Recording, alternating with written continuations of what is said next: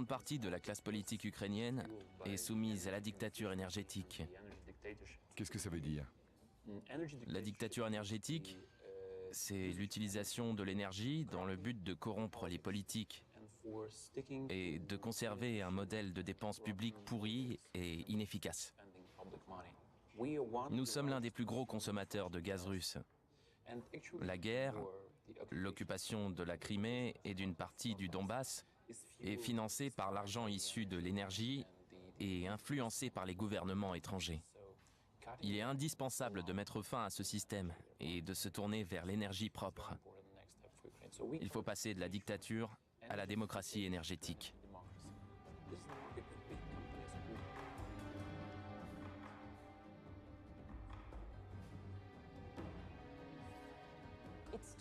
Il est trop tôt pour dire qu'on a des résultats, mais il y a une dynamique positive. On commence à sentir un changement. Ce qui s'est passé sur cette place, cet esprit de solidarité, ce sentiment d'agir ensemble, d'apporter notre pierre à l'édifice, tout ça a changé le pays. Nous voulions avoir le choix et faire entendre notre voix. Sur la place, il y a un mémorial aux victimes de la rue Rushevsko, où a eu lieu le plus gros carnage de l'histoire de l'Ukraine depuis l'indépendance.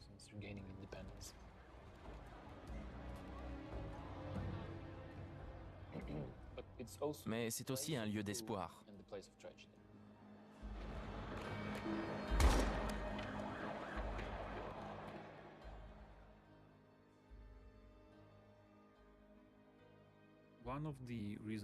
Un des objectifs de Poutine dans cette guerre est de nous empêcher de réaliser la transition énergétique.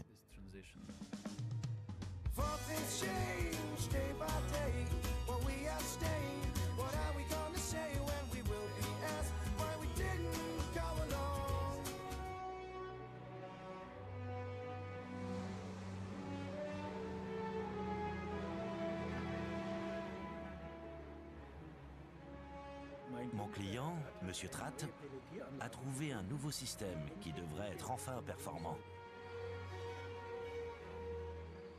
On l'a donc testé.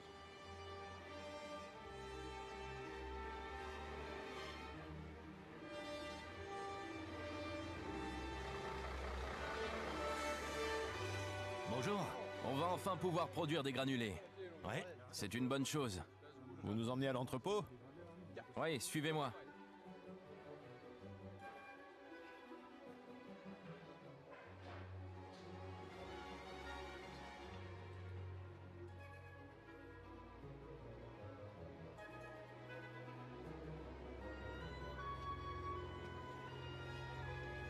Franz Joseph, allons-y.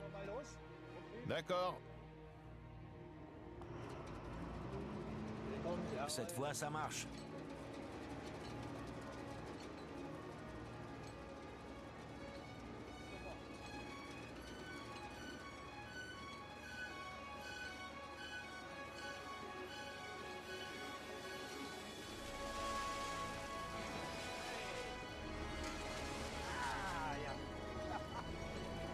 Regarde-moi ça.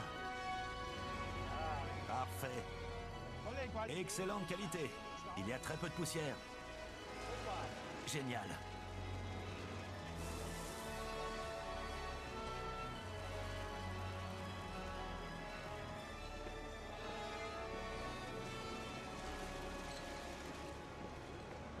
T'as vu ça?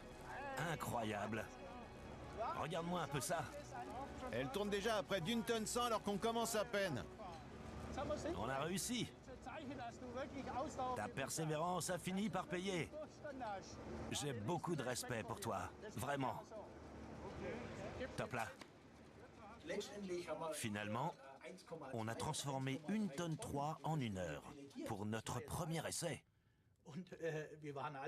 On était tous les trois ravis que ça fonctionne. Cet automne, j'ai rendu visite à mon premier client industriel, Monsieur Hoff. Il chauffe 6000 mètres carrés d'atelier de production en utilisant exclusivement des granulés de paille. Vous n'avez pas eu besoin du chauffage au gaz? Absolument pas. Cet hiver, on a consommé environ 60 tonnes de granulés. à la place de 27 000 litres de mazout. En termes de coût, si on tient compte du prix moyen du mazout, on a réalisé 50% d'économie. Il est très important pour moi, en restant sur mon idée de départ, d'utiliser des résidus qui n'ont aucune incidence sur la chaîne alimentaire.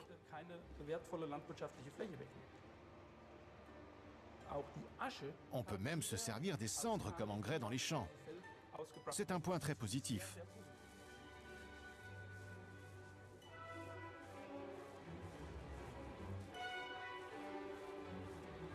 Wie oft wird angeliefert im Monat?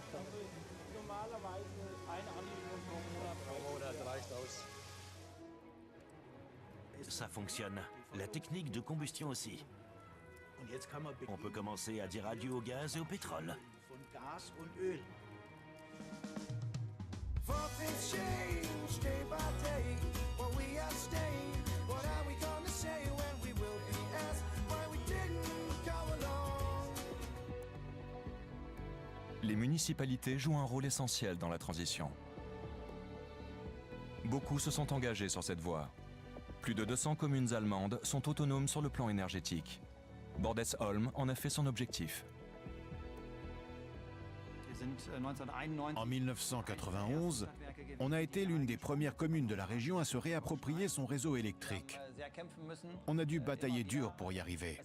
Il a fallu faire face aux tarifs excessifs et aux attaques massives.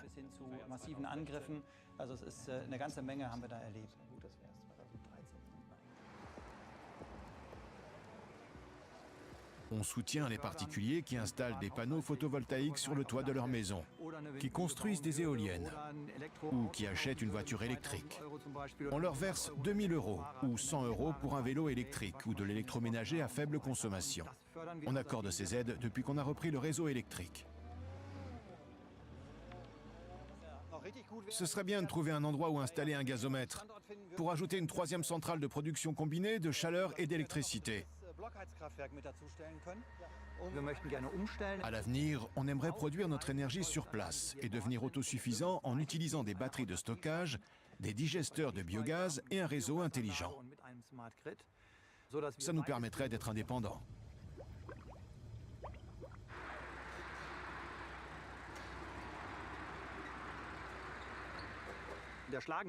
L'avantage, quand on a son propre réseau, c'est que la création de richesses reste dans la région. On ne délocalise pas. C'est un point essentiel.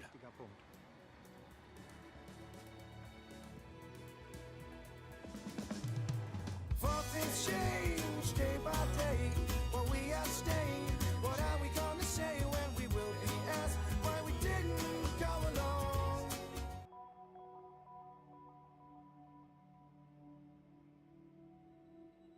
Voici la centrale électrique du futur. Une batterie de stockage silencieuse et compacte. Facile à intégrer dans un quartier résidentiel. Elle offre de bien meilleures performances que le charbon ou le nucléaire. On est habitué aux 220 volts et aux 50 Hz dans nos prises de courant. Pour cela, les centrales traditionnelles compensent l'écart de fréquence. Elles régulent constamment la puissance pour que la fréquence reste stable. Cette batterie remplace la partie de la centrale qui régule la fréquence. Plus besoin de centrale à charbon. Il faudrait combien de batteries pour remplacer les centrales à charbon et les centrales nucléaires d'Allemagne? Si on considère le travail des centrales pour stabiliser la fréquence, il faudrait construire entre 100 et 120 batteries pour pouvoir fermer 6 centrales.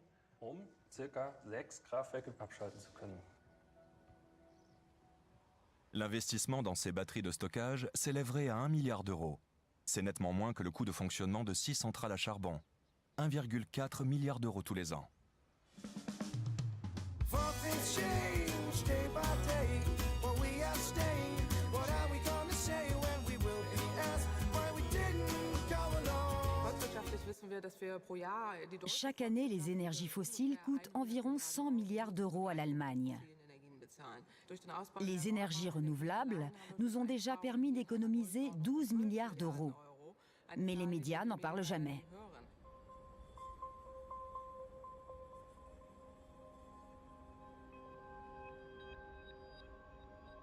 Le marché de l'électricité est un champ de bataille. Les lobbies passéistes veulent empêcher la transition énergétique et continuer à gagner de l'argent en exploitant les énergies fossiles. Mais les énergies renouvelables sont de moins en moins chères et poussent certaines entreprises à devenir plus compétitives pour ne pas perdre leur pouvoir de marché. Les lobbies tentent de discréditer les énergies renouvelables. Des rumeurs se répandent. On dit qu'elles sont chères, inefficaces, inutilisables. Tout ça pour empêcher la transition énergétique et continuer de gagner de l'argent grâce au modèle traditionnel.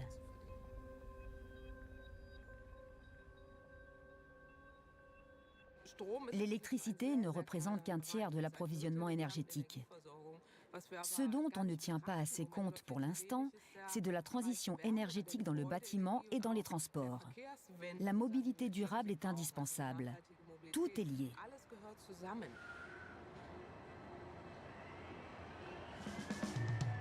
For things change day by day, but we are staying. What are we gonna say when we will be asked why we didn't go along? Un camion électrique peut aller d'un bout à l'autre de Berlin. L'autonomie est d'environ 50 km. Pour un poids total autorisé de 40 tonnes, donc une charge utile d'environ 30 tonnes.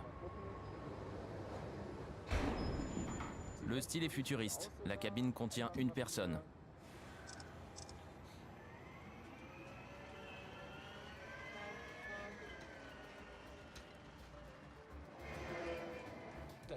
C'est très impressionnant. Sur des distances aussi courtes, l'électrification des transports de marchandises peut permettre d'améliorer les villes. J'étudie l'aménagement du territoire à l'université de Dortmund.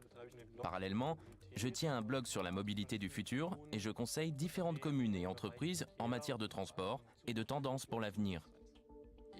Je fais ça depuis 4 ans et demi et je pense avoir trouvé le bon filon. Comment peut-on organiser les transports mondiaux de manière plus écologique et plus durable ? Les bateaux sont l'épine dorsale du transport international de marchandises. Prenons l'exemple de SkySails.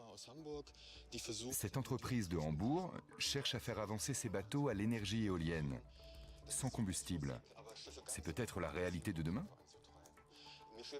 On peut imaginer une nouvelle génération de navires qui se déplaceraient grâce à des cerfs-volants et des piles.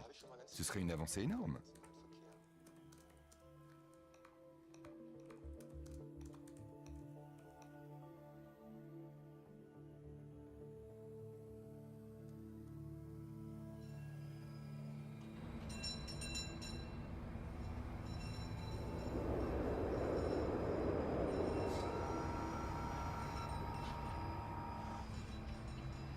« 90% des transports internationaux sont alimentés par les énergies fossiles. Chacun sait que le nucléaire et le charbon produisent de l'électricité. L'électromobilité n'a donc de sens que si elle est entièrement générée par les énergies renouvelables.